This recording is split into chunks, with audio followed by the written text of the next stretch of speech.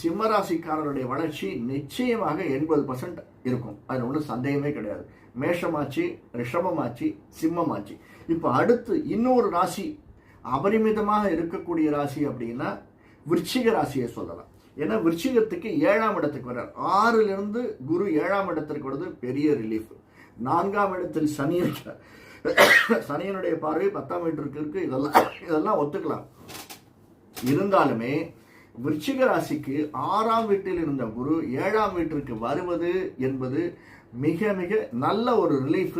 வாழ்க்கையில் தாம்பத்தியத்தில் குழந்தை பிறப்பதில் புத்திர சந்தானம் ஏற்படுவதில் நிச்சயமாக நல்லதொரு மேன்மையை தரக்கூடியதாக விருச்சிக ராசிக்காரர்களுக்கு, இன்னும் சொன்னால் விருச்சிக லக்னக்காரர்களுக்கு இது ரொம்ப பலனுள்ளதாக இருக்கும். அது மட்டுமல்ல, பிசினஸ் செய்யக்கூடியவர்களுக்கும், என 11ஆம் இடத்தை குரு பார்க்கிறார். 5ஆம் பார்வையா விருச்சிக ராசிக்காரர்கள்